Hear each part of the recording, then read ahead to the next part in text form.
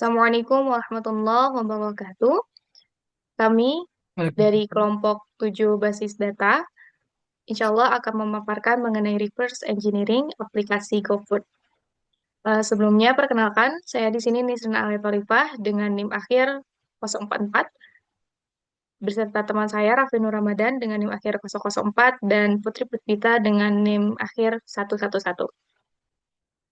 Di sini kami menggunakan aplikasi GoFood yang dimana GoFood ini adalah salah satu fitur utama di aplikasi Gojek yang menyediakan layanan pesan antar makanan secara digital. Melalui GoFood ini, pengguna bisa memesan makanan dari berbagai restoran, lalu diantar langsung oleh meter driver ke alamat tujuan. Dan aplikasi ini dirancang untuk memudahkan masyarakat tentunya. Aplikasi ini menggabungkan teknologi lokasi, kemudian sistem pemesanan online, pengiriman, dan pembayaran digital, sehingga prosesnya cepat dan efisien. Kemudian GoFood juga mendukung UMKM dan restoran besar untuk menjangkau pelanggan lebih luas dengan fitur-fitur yang tersedia. Selanjutnya saya serahkan kepada rekan saya, Raffi Nur Ramadan. Oke, baik. Terima kasih ya, Nitrina. Saya ambil alih. Eh, Pembahasan selanjutnya itu ada di poin B, yaitu mengenai deskripsi spesifik bisnis proses dan data. Nah, yang pertama ini ada bisnis proses, di mana dalam GoFood ini, dalam kan aplikasi Gojek, nah kita mengambil fitur GoFood. Kayak yang pertama tuh ada pengguna tuh login atau register menggunakan nomor HP dan nanti di mana akan memverifikasi via kode OTP. Nah, kemudian pengguna juga akan setelah itu akan masuk ke halaman utama dan memilih layanan GoFood. Nah, setelah itu pengguna juga memasukkan alamat pengiriman. Sistem menampilkan rekomendasi restoran berdasarkan lokasi terdekat maupun promo ataupun rating. Nah, kemudian pengguna juga bisa memilih restoran dan melihat menu yang tersedia. Selain itu, pengguna memilih menu makanan dan menentukan jumlah pesanan. Terus yang selanjutnya, nanti sistem itu akan menghitung total biaya, di mana total harga menu itu sama dengan harga menu dikurangi diskon per item dikali jumlah pesanan.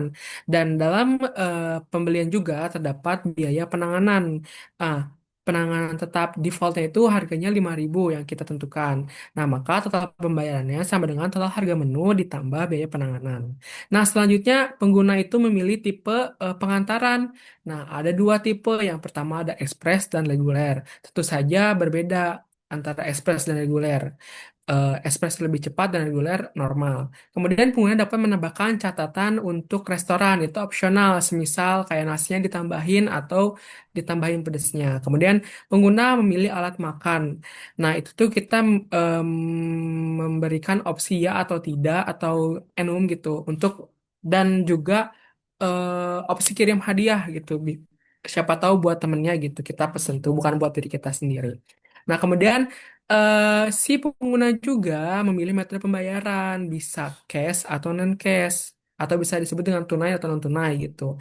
Nah, kemudian driver terdekat dialokasikan untuk mengantar pesanan. Kemudian status pesanan akan diupdate secara otomatis, yaitu order dari yang awalnya order, terus nanti diambil, nanti diantarkan. Nah, sistem akan menghitung estimasi waktu pengiriman berdasarkan lokasi dan kondisi pesanan. Nah, kemudian selanjutnya ada poin apa sih data yang diinput. Yang pertama ada ID pelanggan yaitu sebagai user, kemudian ada restoran atau merchant, terus yang ketiga ada ID menu, dan ada ID driver. Lalu ada jumlah pesanan, tipe delivery, express atau reguler. Nah, terus catatan tambahan untuk restorannya, alamat pengiriman, pilihan alat makanan, opsi kirim hadiah, metode pembayaran, status pesanan, dan terakhir ada estimasi waktu pengiriman. Nah, selanjutnya yang setelah data yang diinput ada data yang diproses di mana ada perhitungan total harga menu. Nah, harga menu tuh dikurangi diskon per item. Nah, kalau ada diskon, nah dikalikan jumlah pesanan. Kemudian ada penambahan biaya penanganan sejumlah 5.000 per pesanan defaultnya. Kemudian ada perhitungan data yang diprosesnya ada perhitungan total pembayaran di mana total harga menu ditambah biaya penanganan. Kemudian apalagi sih data yang diproses yaitu ada alokasi driver terdekat otomatis. Kemudian ada update status pesanan dan perhitungan estimasi waktu pengiriman, dan yang terakhir adalah penyimpanan catatan tambahan dari pelanggan. Nah, poin yang terakhir itu ada data yang diretrieve. Apa saja sih data yang diretrieve? Yaitu yang pertama ada daftar restoran di mana ada nama, lokasi, rating, dan diskon. Kemudian ada daftar menu per restoran, yaitu ada nama menu, harga, diskon, dan rating. Nah, yang di sini ada detail pesanan, di mana detail pesanan itu apa sih yang data-data yang diretrieve? Yaitu yang pertama ada nama restoran dan menunya, harga satuan dan diskon per item, jumlah pesanan, subtotal per menu, biaya penanganan, total pembayaran, pilihan makan dan opsi kirim sebagai hadiah, tipe pengantaran, catatan tambahan untuk restoran, estimasi waktu pengiriman, dan yang terakhir ada status pesanan. Terus ada informasi driver. Nah, itu tuh yang di retrieve itu ada nama dan telepon. Kemudian ada metode pembayarannya, tunai dan non tunai. Kemudian yang terakhir ada riwayat transaksi pengguna. Nah, di sini juga ada nih eh, ada proses login di mana yang tadi kan kita udah sebutin. Nah, di mana pengguna tuh memulai proses dengan membuka aplikasi Gojek dan memilih opsi untuk login atau registrasi. Nah, nanti akan dikirimkan kode OTP-nya melalui nomor WhatsApp-nya masing-masing. Boleh di next? Nah, kemudian yang kedua ada akses layanan GoFood. Nah, di mana setelah berhasil masuk, pengguna tuh akan diarahkan ke halaman utama aplikasi yang akan menampilkan berbagai layanan Gojek. Nah, pengguna tuh memilih layanan GoFood dari daftar tersebut saat layanan dibuka. Nah, terus yang ketiga ada kategori rekomendasi. Boleh di-scroll ke bawah. Nah, di sini ada tampilan kategori rekomendasi di mana fitur kategori rekomendasi ini bertujuan untuk menampilkan daftar kategori rekomendasi makanan kepada pengguna baik minuman. Nah, tampilan ini juga merupakan tampilan utama setelah pengguna untuk masuk ke layanan GoFood dan setelah memilih alat pengiriman. Boleh di next? Nah, yang keempat ada restorannya. Nah, setelah alamat dipilih, halaman utama GoFood menampilkan berbagai rekomendasi dan kategori restoran, seperti dari terdekat, terus ada pesta kuliner, menu sehat, promo hemat, diskon, dan masih banyak yang lainnya. Nah, kemudian yang kelima nih, ada pemilihan resto dan menu, di mana pengguna tuh memilih restoran untuk melihat daftar menu yang tersedia. Tiap menu tuh memiliki informasi berupa nama makanan, harga, deskripsi, dan rating. Nah, pengguna juga menambahkan item ke keranjang menggunakan tombol plus dan memilih jumlah pesanan sesuai keinginan. Kemudian yang keenam ada pengaturan pesanan. Nah, di halaman keranjang ini, pengguna tuh dapat mengedit pesanan, menambah atau mengurangi item, dan menulis catatan untuk restoran, misalnya tanpa cabai. Nah, selain itu juga pengguna memilih jenis pengirimannya, mau reguler atau ekspres. Nah, di sini tuh menentukan apakah memerlukan alat makan atau mengirim makanan sebagai hadiah. Nah, selanjutnya tuh ada psikodata model yang akan dijelaskan oleh teman saya Putri Pusmita. Saya serahkan kepada Putri. Baik.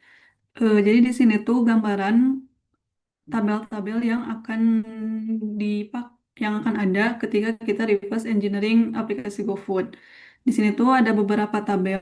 Yang pertama tuh ada tabel pelanggan, drivers, menu, kategori, restoran, pesanan, dan pembayaran. Di tabel-tabel ini tuh ada beberapa ID yang di FK ke tabel yang terhubung. Misal, di ID menu ini, di tabel menu ini, dia FK ID restoran ke tabel restoran. Ada ID kategori yang di FK ke tabel kategori. Selanjutnya di tabel pesanan ada ID pelanggan yang di FK ke tabel pelanggan, ID driver yang di FK ke tabel driver, ada ID menu yang di FK ke tabel menu. Dan ada tabel pembayaran di mana ID pesanan ini di FK ke tabel pesanan. Sehingga nantinya akan ada pemanggilan-pemanggilan data yang sesuai dengan ID tabel tersebut. Oke, selanjutnya akan dijelaskan terkait script DDL. Saya serahkan ke teknis Rina. Oke, baik. Kemudian di sini ada script DDL. Yang pertama di sini kami create table pelanggan. Kami membuat tabel pelanggan dengan nama GF pelanggan, yang di dalamnya ada beberapa kolom, itu ID pelanggan sebagai primary key, kemudian ada nama pelanggan, telepon, dan alamat. yang dimana di tabel pelanggan ini kolom telepon bersifat unik untuk memastikan satu nomor hanya digunakan oleh satu pelanggan saja. Selanjutnya ada tabel driver yang kita beri nama GF drivers. Kolom-kolomnya ini terdiri dari ID drivers sebagai primary key, kemudian mempunyai kolom nama driver dan nomor telepon. Nomor teleponnya juga sama seperti sebelumnya, eh, nomor telepon di sini unik agar tidak ada duplikasi nomor antar driver. Kemudian kami membuat tabel restoran dengan nama GF Restoran, yang dimana di tabel ini terdapat ID restoran sebagai primary key, kemudian ada kolom nama restoran yang juga dibuat unik agar tidak ada nama restoran yang sama, dan terakhir di tabel restoran ini mempunyai kolom lokasi untuk menyimpan informasi alamat restoran. Baik, selanjutnya saya serahkan kepada teman saya.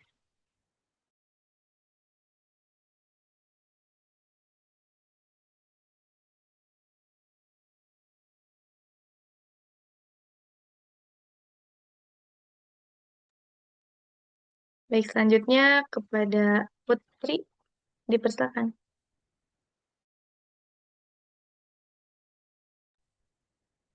Oke, di sini ada tabel kategoris dan tabel menus.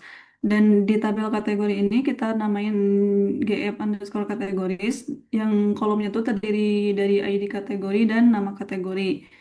Nah, kalau di tabel menu dinamain dengan GF underscore menu, di mana tabel menu ini tuh mempunyai kolom ID menu, ID restoran, ID kategori, menu, harga, rating, diskon, yang dimana yang semuanya tuh nggak boleh kosong kecuali diskon.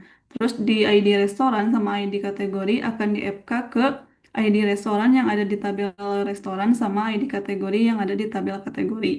Oke, selanjutnya saya serahkan ke Rapli. Oke, baik. Terima kasih. Nah, di sini ada kita tuh ngebuat tabel pesanan. Di mana di tabel pesanan tuh ada yang namanya ID pesanan. Nah, ID pesanan ini menjadi primary key-nya. Dan kemudian ada ID pelanggan, ada ID driver, dan ada ID menu. Kemudian di tabel pesanan juga ada jumlah, tanggal, dan juga biaya penanganan. Tanggal di sini tuh ngedefault pada hari dianya masukin datanya jadi real time gitu. Nah, kemudian ada biaya penanganan. Nah, biaya penanganan ini kita ngedefault tuh harganya 5.000. Kemudian ada tipe delivery. Nah, tipe delivery sini tipe datanya itu enum, pilihan, express dan reguler. Nah, defaultnya tuh reguler. Kemudian ada catatan. Nah, tipe datanya teks. Kemudian ada status juga. Status di sini enum itu ada tiga, ada order, pick, cut, sama deliver. Nah, defaultnya order. Kemudian ada estimasi pengiriman, itu waktunya. Nah, kemudian ini tuh di tabel pesanan tuh nge-forward key ke tabel pelanggan, yaitu ID pelanggannya. Kemudian nge-forward key juga ID driver kemana? Ke tabel driver. Kemudian nge-forward key juga ID menu ke tabel menu. Nah, kemudian ini yang terakhir ya, yang terakhir pembuatan tabel yaitu yang dinamai GF underscore pembayaran, di mana ada ID pembayaran yang menjadi primary key-nya, kemudian ada ID pesanannya, kemudian ada metode. Nah, metode ini metode pembayarannya itu ada tunai dan non tunai.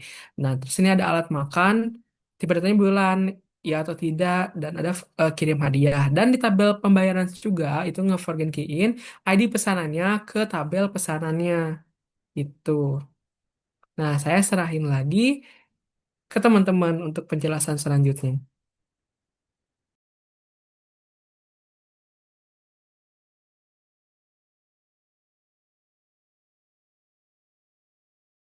Untuk pembacaan skrip data dummy dari pelanggan sehingga restoran itu dibacakan oleh Tenis Rina ya.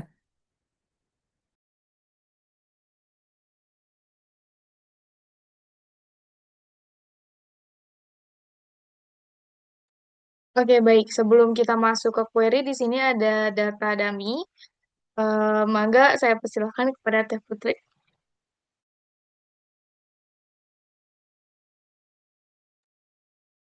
Oke, Setelah create tabel, kita memasukkan data-datanya ke tabel tersebut dengan menggunakan sintak insert into. Nah, di sininya kita tentukan nama tabelnya apa. Di sini kita mau memasukkan data ke tabel pelanggan. Di sini adalah pemanggilan-pemanggilan nama tabelnya. Ada ID pelanggan, nama pelanggan, telepon, alamat. Values ini menandakan isinya. Nah, kita kasih contoh untuk baris yang pertama. ID pelanggan kita kasih PL1 dengan nama pelanggannya Raflinur Ramadan, teleponnya 08 sekian, dan alamatnya Cibening sampai akhir. Nanti setelah itu kita enter. Nah, ini tuh karena dia sudah ada, jadi nggak bisa gitu. Karena sebelumnya kita sudah masukkan datanya, kayak gitu. Terus selanjutnya kita mau memasukkan data ke tabel drivers. Di tabel drivers tuh kolomnya ada ID driver, nama driver, dan telepon. Nah, isinya tuh ada kita kasih ID drivernya tuh dengan DR1, nama drivernya Ujang Sutisna, dan teleponnya 089 sekian. Selanjutnya ada tabel restoran. Di tabel restoran tuh nama kolomnya ada ID restoran, nama restoran, dan lokasi.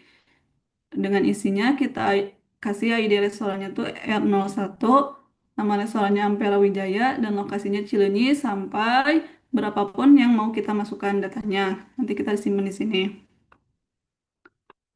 Terus ada kategori. Untuk kita memasukkan ke tabel kategori ada ID kategori dan nama kategorinya. Di sini kita kasih ID kategorinya tuh dengan K01, terus sama kategorinya ada roti dan seterusnya. Selanjutnya saya serahkan lagi ke teman saya.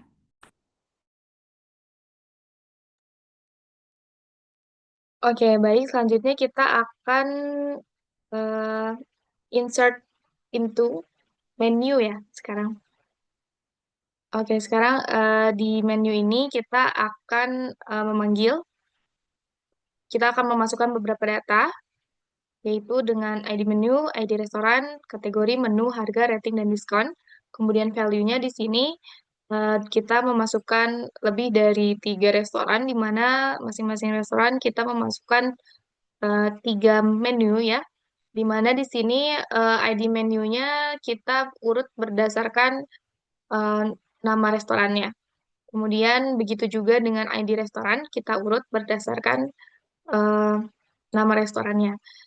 Contohnya di sini ada yang pertama ada restoran 01 Ampera Wijaya dengan ID menu M01 dengan ID restoran R01 dan ID kategori K07. Nah, di sini kita memasukkan beberapa menu. Di sini untuk data yang pertama contohnya adalah ayam goreng dengan harga 3.000 dan ratingnya 4,5 dan terdapat diskon Rp5.000 di sini. Begitu terus selanjutnya hingga ke restoran terakhir. Selanjutnya saya serahkan kepada rekan saya. Oke, baik, terima kasih. Nah, di sini selanjutnya tuh kita tuh mau ngisi data dummy di tabel pesanan. Nah, tabel pesanan ini ada ID pesanan, ada ID pelanggan, ID driver, ID menu, jumlah, tipe delivery, catatan, status, dan estimasi pengiriman. Nah, di sini tuh kita tuh ngegunain ID pesanannya tuh untuk di tabel pesanan tuh untuk di data dummy-nya itu PS01. Nah, ID pelanggan ini kan sudah diambil aja. Jadi PL1. Nah, di pelanggan, maksudnya di pelanggan kalau dibuat jadi PL1. Nah, kemudian di situ tuh ada ID driver. ID driver juga kan sudah dibuat sebelumnya, jadi kita tinggal panggil DR1 sesuai ID yang telah ditentukan. Kemudian ada ID menu, yaitu M37. Nah, jumlahnya berapa sih? Dua misalnya yang dipesan. Nah, tipe deliverynya mau apa? Reguler misalnya. Ada catatan nggak? Ada. Apa nih catatannya? Yaitu kasih yang banyak misalnya. Nah, terus statusnya apa? Delivered gitu. Nah, estimasi pengirimannya berapa sih? 40 menit semisal. Nah, terus aja sampai data yang diinginkan gitu. Kemudian yang terakhir nih ada insert data dummy di tabel pembayaran, GF underscore pembayaran. Di mana di situ tuh ada ID pembayaran, ID pesanan, metode, alat makan, dan kirim hadiah. Di mana nilainya itu ada ID pembayaran tuh kita memasukkan masukkan kode ID-nya tuh PY01. Nah, kemudian ID pesanannya PS01 yang udah ada di atas tuh PS01. Nah, kemudian metodenya apa? Metode pembayarannya yaitu tunai misalnya. Nah, alat makannya apa? Nah, kenapa ini sih true false? Karena ya atau tidak saja. Gini kan tadi tipe datanya boolean. Boolean tipe datanya. Jadi kita tentukan saja dia mau pakai alat makan atau enggak, kirim hadiah atau enggak, seperti itu. Nah, saya serahkan kembali kepada Teh Putri.